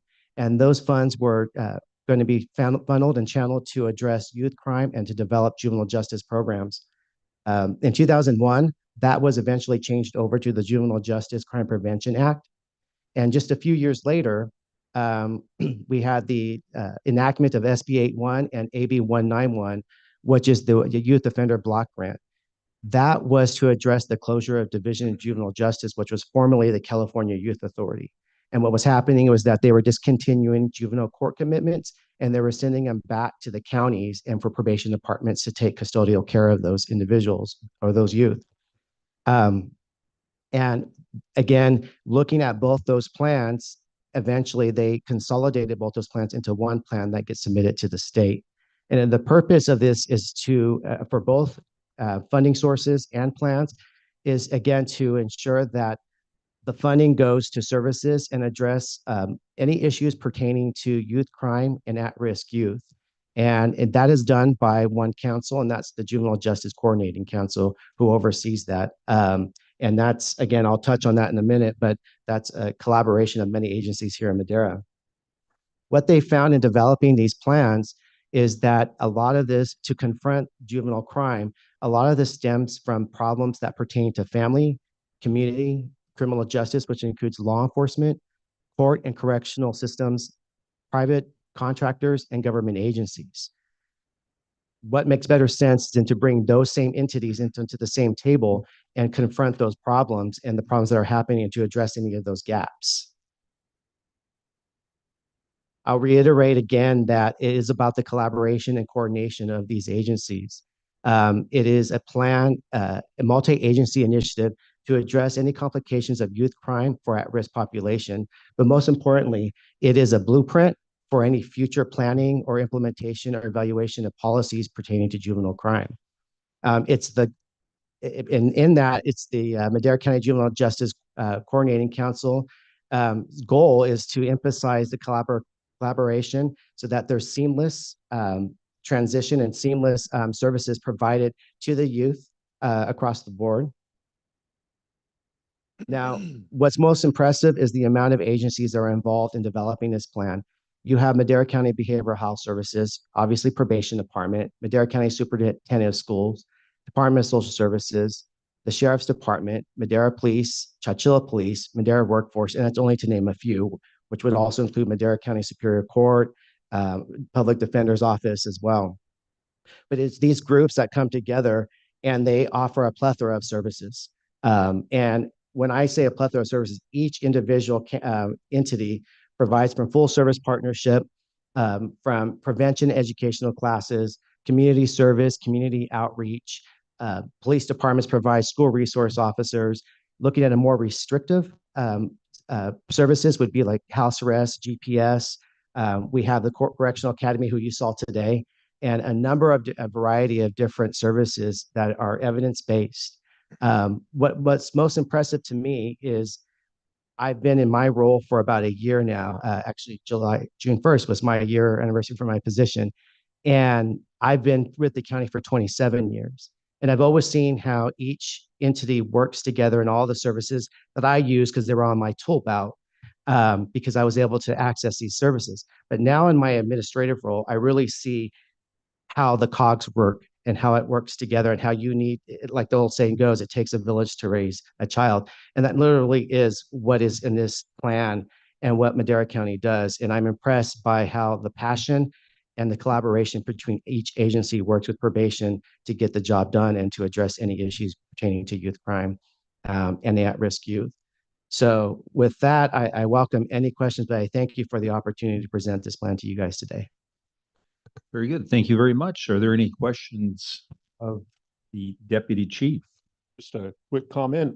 I would ask that you amend your presentation to add Madera County Public Works to your partner list. Because while you were talking, I think Monty Cox came in and introduced himself to Jose, and hopefully we can build upon that partnership. So absolutely. Kidding aside, I do appreciate the presentation as well as, again, the detailed report from probation. All right. Thank you. Very good. Thank you very much. Any other comments from my colleagues? Are there any comments from members of the public? Seeing and hearing none, we will bring this back for action. And remember, what we're approving here are items 1 and 2, and everything that is listed under 1 and number 2. So move to approve. And I'll second. 1 and 2. 1 and 2. Okay, and 2. Thank you for the report. And all the verbiage. Okay, very good. We have a motion and a second. Roll call vote, please. Supervisor Gonzalez? Yes. Supervisor Wamha? Yes. Supervisor McCauley? Yes. Chairman Poitras? Yes. Vote passes 4-0. Very good. And once again, thank you for your great, this is almost anticlimactic because I mean, everything that you guys have done, it's just been absolutely tremendous. And we see the results every day. So thank you so much. Thank you very much. Item 6D.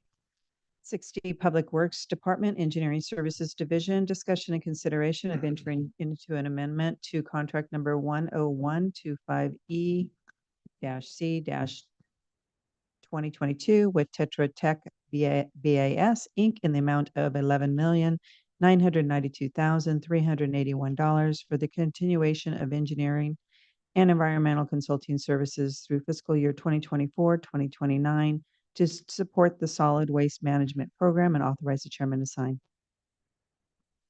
Good morning, Mr. Chairman, members of the board, Jared with the Public Works Department, and so glad you saved the best for last, trash talk. We always love that. The item before you today is a consideration for an extension of the contract with Tetra Tech in support of our landfill operations. Tetra Tech has been on board with the county for quite some time and done a tremendous job in assisting with the county to both stay in compliance with all the regulatory requirements as well as permitting. They've also had a hand in a lot of our improvements that have been done to the landfill to both enhance the landfill, but also keep us in compliance with all the requirements. I am happy to say that we have not received any notice of violations in the years that we've had Tetra Tech on board. In addition to those actions or those services, they also assist us with the oversight and compliance of the contract operator through calculations and engineering with fill sequencing plans and also verification of compaction, things of that nature to ensure that we're complying with the conditions or the requirements of the contract with our landfill operator. So today I have here with me Caleb Moore, who's principal engineer from Tetra Tech, and Semi Ayas, who is an engineering and field services manager, and I'm going to give them an opportunity to go through a couple of things here and give you an insight to some of the stuff that was being done.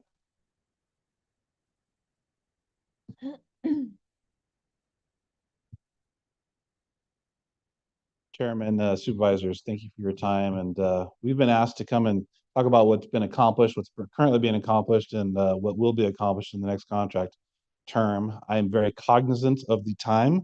So we have decided to forego a tag team, and I will just do the entire presentation. So with Sammy here to answer any questions so with that. This contract has been and will be broken up into two different service categories. The first one is landfill engineering permitting and routine compliance services. And then the latter will be capital projects, which we'll talk about here in a second. In this first service category, the regulatory drivers for this, or the large part of this the service category, are the regulatory drivers. And these are some of the agencies that oversee your landfill and require permitting, require regulatory compliance documents, and ongoing monitoring at the site. The San Joaquin Air Pollution Control District is your local air district, and I'm going to stumble through these because this is what Sammy would talk about. But these are a lot of the different rules and different compliance points in which you need to constant monitoring and feeding information to your agency.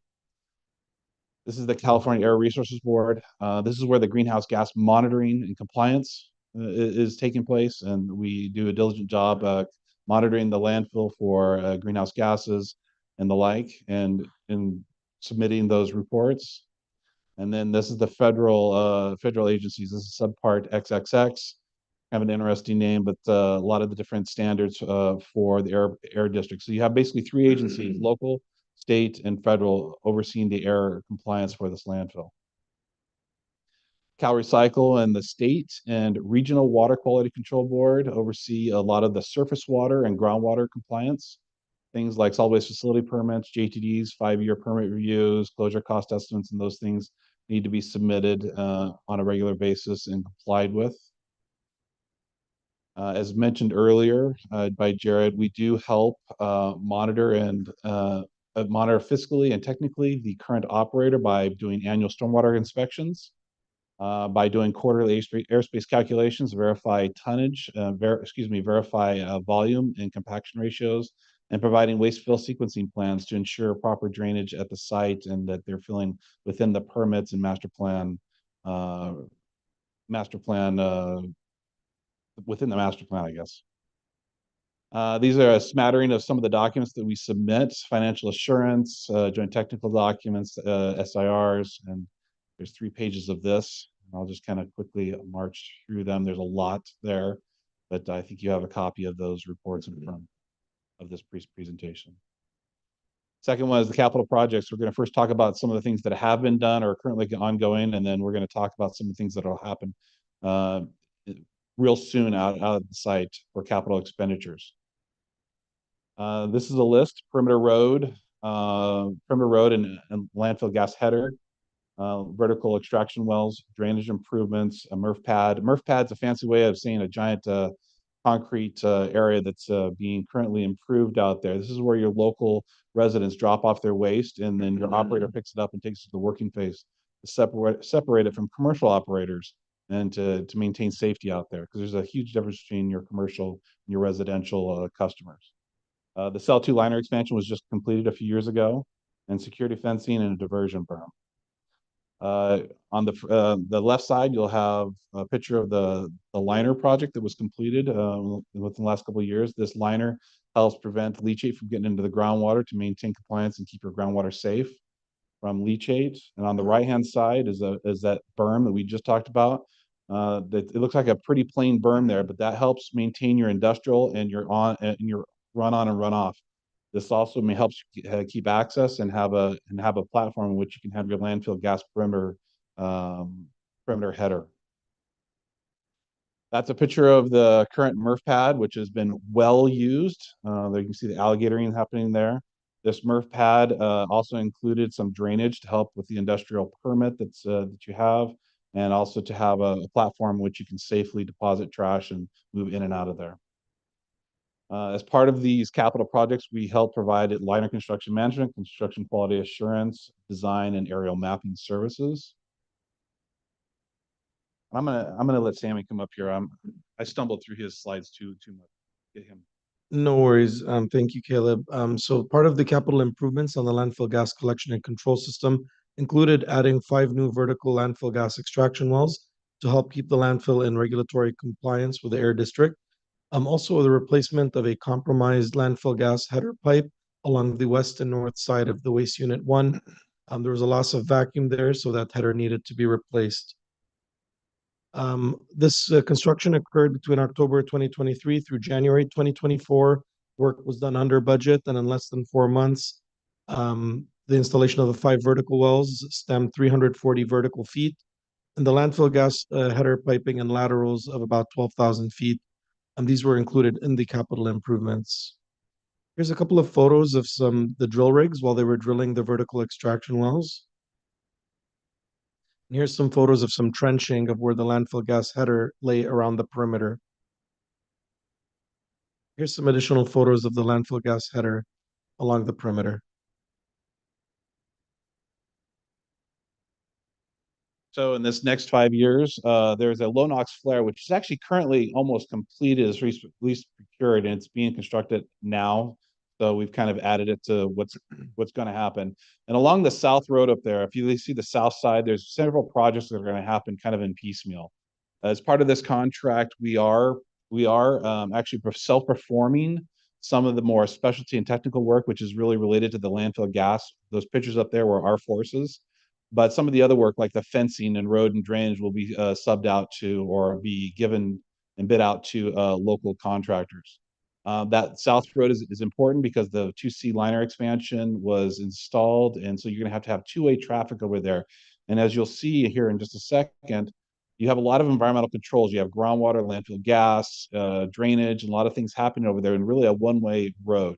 And in order to safely get two-way traffic over there, and then to not disturb any of these environmental controls, that it's necessary to improve those controls, improve the drainage, the fencing, and so on and so forth along that south side. And that will be done, again, like I said, in piecemeal over the next couple months. I'm going to go back one slide. On the northeast corner over there, this is a new thing that the county has requested us to embark on, is to install a leachate pond. Leachate it's basically the liquids in the landfill that are pulled out that are contaminated and can't go into the groundwater. You received an abundance of leachate, which is because of the rains and the expansion, and so much so that it's had, rather than being sprayed on for dust control on top of the lined areas, it's having to be taken off to a treatment, which is costing the county quite a bit of money. So this new leachate pond is being designed to evaporate the leachate and also to contain that leachate so that they can still use it for dust control, but to evaporate it so it wouldn't have to be taken to a treatment head. And then also within the next 5 years, you will need to expand into the 3A, 3B liner expansion. So I'm going to go ahead and pass that back to Sammy. Yeah, so a couple of years ago, the San Joaquin Valley Air Pollution Control District released a new regulation forcing landfill owners with landfill gas collection to install a low NOx flare, NOx standing for nitrous oxides. And essentially, the Fairmead landfill, this of course applied to it. And so our team helped design and is in the process of constructing the flare system out there. You can see some cut sheets of what the flare looks like from the manufacturer, Perennial Energy. As Caleb mentioned earlier on the South Road improvements, this will affect the landfill gas collection and control system, specifically the header on the south side. It will need to be slightly adjusted or modified to accommodate the environmental controls that Caleb was talking about and the stormwater drainage, as well as the two-way traffic that will allow facilitate operations at the landfill safely. If you look on the right side of the screen here, you'll see a highlighted area. That's an expansion area that we're going to be getting into during this next contract agreement. And essentially, the construction services is included in this agreement. It's to do the design and installation of the new landfill gas wells. There's a regulation called NSPS, New Source Performance Standards, which tells you there's a 2-year, 5-year rule. And essentially, it's just about time that these wells get installed. So they are regulatory driven for these improvements that we're talking about here. There will be about 13 new vertical landfill gas extraction wells. And of course, if you don't install these, they could cause emissions. So it's very important to protect public health. The final capital improvement here was, we're going to be helping the county with soliciting with an RFP for developers. Green energy is a topic. There may be some utilization there in terms of converting this landfill gas that's created by the landfill and actually converting it to reusable energy, whether it's through electricity, CNG, compressed natural gas, RNG, renewable natural gas. And so part of the agreement capital improvements includes the solicitation, preparation of an RFP so that bidders or developers can be attracted potentially to provide this operation for the county, where the county would get a steady revenue stream to help offset costs for residents and things like that.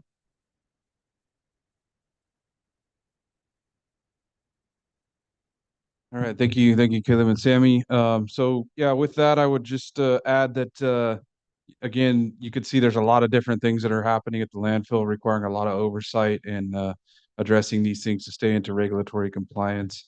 And we're available for any additional questions you might have. Very good. Supervisor McCauley. Yeah, I don't know about a lot of things. All I heard was under budget. So I do appreciate that comment. I also appreciate the use of local contractors. So thank you all for that. I did have a quick question on leachate. What's left over after the evaporation? Is that something that the county has to dispose of, or is it? No, the leachate's primarily water, and then as the water passes through the waste mass, it just gets dirty, and so there's really no precipitate that goes with that. Okay. And if there is, it's just a nominal amount. So this is an acceptable practice. Highway 59, a lot of landfills around here in this arid area have this and use this as their disposal method for leachate. Okay. And then the second question is in regards to the RFP. If I recall correctly, 10, 15 years ago, the county made some investments in the MRF that didn't go so well. I may be wrong around about that, but I just want to have some more understanding of what that direction is on the conversion of reusable energy to get the gas there. And is there models in other jurisdictions where that's going well? And what does that look like in the future? Yeah, Supervisor. So I'll give some first comments on that. So we've actually had Tetra Tech look at this opportunity a couple times now. The initial look at this showed that it wasn't a feasible opportunity based on the amount of gas and the quality of gas that was being emitted or coming from the landfills. Since then, and we've made improvements and put in more wells and things like that. They have taken another look at it. I'll let Sammy speak to the specifics of it, but essentially what happened at that point, I think it's about 2-3 years ago, maybe, there was an opportunity. However, it is a very costly opportunity. And so not only are they looking at, the feasibility of it, but also how it's funded. And so at that point in time, there was a program that unfortunately ran out of funding. So that did not come to fruition as an opportunity for the county to move that forward.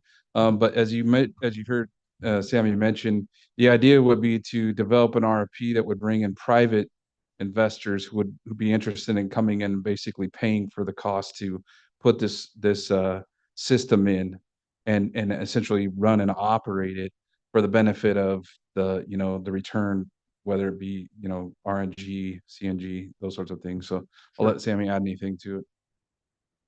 Yeah, no, that was very good, Jared. I would just add to that there's multiple technologies out there, whether it's RNG, CNG, microturbines, and electricity. Really, what it comes down to the economics and the feasibility on whether this not makes sense. And so the RFP would help developers, hey, how long are we going to need to get an ROI back if we make this investment? And ultimately, the benefit for the county is, number one, it's green energy, but also number two, more importantly, it's bringing money and revenue to the county where previously you just burnt the gas, right? And destroyed it. So this technology is really up to the developer potentially responding to RFP on what they can do. And as long as the economics make sense, there's also state grants and initiatives and RINs that they collect. You're probably aware. At the time the study was done, there wasn't any major incentive to help motivate developers and things like that. But as you go through quarter by quarter, there's new grants and funding available by the state that will help facilitate the project like this come to fruition. Sure, and I wouldn't leave out the feds. I mean, I know Yeah. that the county is or has submitted a grant application to our SURF regional folks that are doing an evaluation of all our energy opportunities, and we're looking to do that in preparation for a lot of the funding that's coming through the Department of Energy. So I would just encourage to keep those options open. Doesn't have to be private, with some investments from the feds, perhaps maybe it's a public opportunity as well. So just appreciate the timing and all the information. So thank you. Good idea. Thank you. Very good. Thank you. Are there any other comments from my colleagues? I see Matt. Yes, sir. Matt Traber, Chief of Development Services. I just wanted to piggyback a little bit on that, not associated with the landfill gas system, but on the leachate and some of the capital improvement projects. So we did put in some funding requests, one-time dollar requests from some of our state legislatures for that leachate and that South Road. We have yet to hear from that, but again, we on the public works side and the solid waste side are looking at every opportunity to try to save some dollars and costs and stretch those improvements the best we can. So we'll certainly report back to the board if we're successful in those earmarks through the state. Very good. Thank you. Are there any comments from the public? In-house or online? Online. All right, very good. And with that, we do have this is an action item, and I will accept a motion. Move to approve. I'll second. And that would be item 60 in its entirety. Correct. We have a motion and a second. Roll call vote, please. Supervisor McCauley? Yes. Supervisor Wamhaugh? Yes. Supervisor Gonzalez? Yes. Chairman Poitras? Yes. Vote passes 4-0. Very good. Thank you very much. Thank you. Very good. Appreciate it. We'll move on to pending legislation, and we've got a series of support and non-support items. So we'll start with item 7A. County Administration Department, discussion and consideration to ratify a letter of support in the upcoming San Joaquin Valley Counties 2024-2025 budget priorities. Thank you, Mr. Chairman. This letter was modeled after the letter that normally the board backs on behalf of Madera County for inclusion in the SJV RACC. We normally do those in January for board priorities. This one was in particular was submitted as it relates to the current budget process. It was submitted on May 28th, both to Mr. Wiener and Mr. Gabriel. Okay, very good. Are there any questions regarding this? Any members of the public? With that, I'll bring the item back for action. Move to approve. I'll second 7A. We have a motion and a second. Roll call vote, please. Supervisor Gonzalez? Yes. Supervisor Wamhaugh? Yes. Supervisor McCauley? Yes. Chairman Poitras? Yes. Vote passes 4-0. Thank you. Item 7B. County Administration Department, discussion and consideration to ratify a letter of support of SB 37, which provides housing subsidies to older adults and adults with disabilities who are experiencing or at risk of experiencing homelessness. Thank you, Mr. Chairman. This letter is a reiteration of a letter that the board submitted in 2023 as the legislation has come back for consideration again. It does provide financial support for older adults and adults with disabilities for housing. It is, at least in part, introduced and sponsored by Senator Caballero. Very good. Thank you very much. Are there any questions regarding this item? Any members of the public? Seeing and hearing none, I'll bring the item back for action. Move to approve. Second. We have a motion and a second. Roll call vote, please. Supervisor McCully. Yes. Supervisor Gonzalez. Yes. Supervisor Wamhaugh. Yes. Chairman Poitras. Yes. Vote passes 4-0. Thank you. Item 7C. County Administration Department, discussion and consideration to ratify a letter of opposition to AB 2557, which limits local government authority to contract for statutorily authorized special services. Thank you, Mr. Chairman. Both B and C were submitted early in order to make it to potential committee consideration and to have our letters considered. The committees are actually meeting this week. However, the deadline was the 6th of June to submit both B and C. This one in particular, AB 2557, has to do with new law that's proposed that will limit the ability of counties to contract for certain special services and temporary help. Very good. Thank you. Are there any questions regarding this item? Seeing none, any members of the public? No. I'll Move bring to the item approve. back for action. Second. We have a motion and a second. Roll call vote, please. Supervisor McCully. Yes. Supervisor Gonzalez. Yes. Supervisor Wamhaugh. Yes. Chairman Poitras. Yes. Vote passes 4-0. And we'll move to item 7D, which we added on. So 7D is in regard to the California Emergency Drought Contingency Funds for Emergency Hauled Water and Tank Program budget cuts. This program dates back to 2015, was originally run by the OAS portion of the Sheriff's Office. Then it was run by CAPMC on our behalf because community-based nonprofits received a greater level of reimbursement. At a later date, it then migrated to self-help, and they've been doing it now for, I believe, at least 3 years. However, now the state is considering cutting out the money for this delivery of water to places where their domestic wells have gone dry, or the delivery or installation of temporary water tanks in order to store that hauled water in bulk. So this came to our attention yesterday afternoon. We thought that the board would want to consider opposing eliminating that money from the state budget. So they want to go from self-help to no help.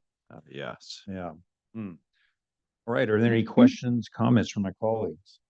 No, just that, just earlier during the break, there was a constituent that needed that very assistance. So it's vital. So I'll move to approve. Second. We have a motion and a second. Are there any members of the public that have any comments regarding this item? Seeing and hearing none, we have a motion and a second. Roll call vote, please. Supervisor Gonzalez. Yes. Supervisor McCully. Yes. Supervisor Wamhaugh. Yes. Chairman Poitras. Yes. Vote passes 4-0. Thank you. Excellent. Let's move on to item 8, supervisor and staff reports, and I'll start to my right with Supervisor Wamhaugh. Nothing to report, Mr. Chairman. Thank you. Supervisor Gonzalez. I just want to commend the county staff. First of all, yesterday's budget, all the work that went in, I don't think we thanked them enough. But also this past weekend, I was able to attend, not participate, but attend the kickball tournament that was coordinated by the Department of Child Support Services, and lots of county employees out there, and super competitive. It was really fun to watch.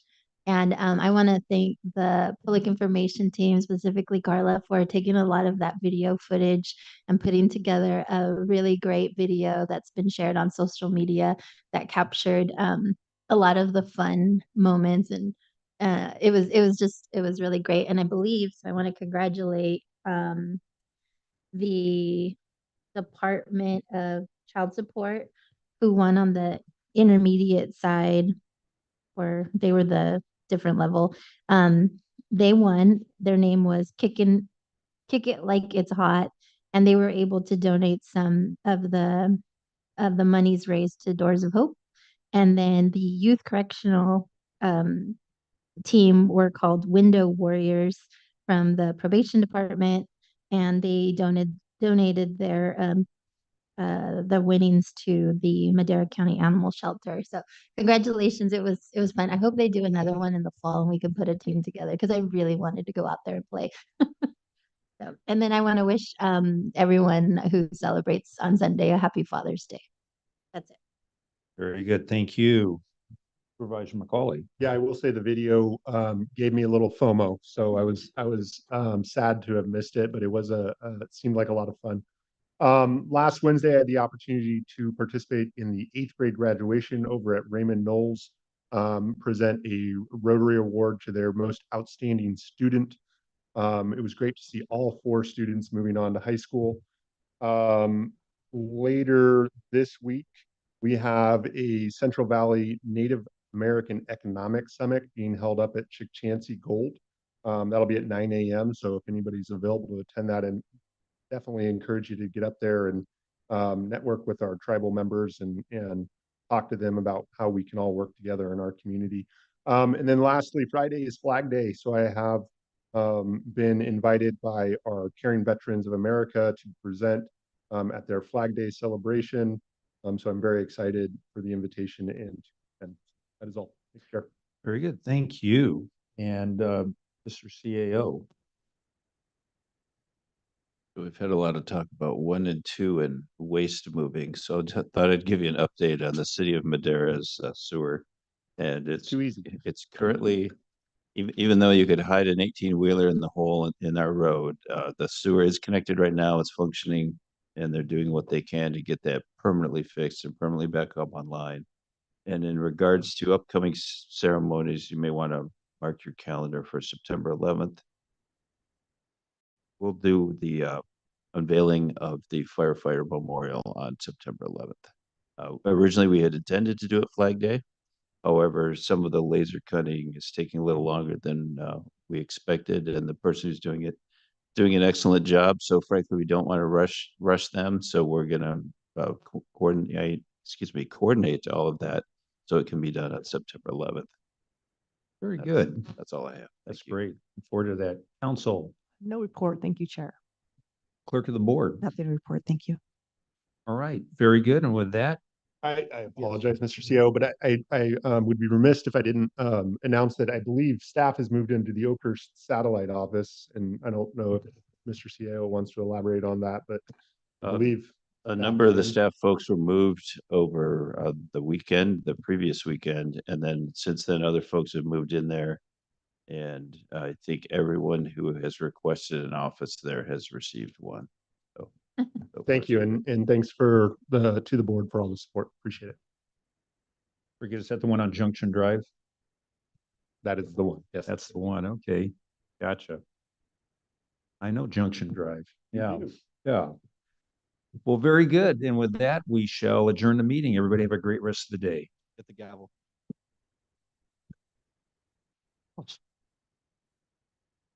I'm not a gavel guy.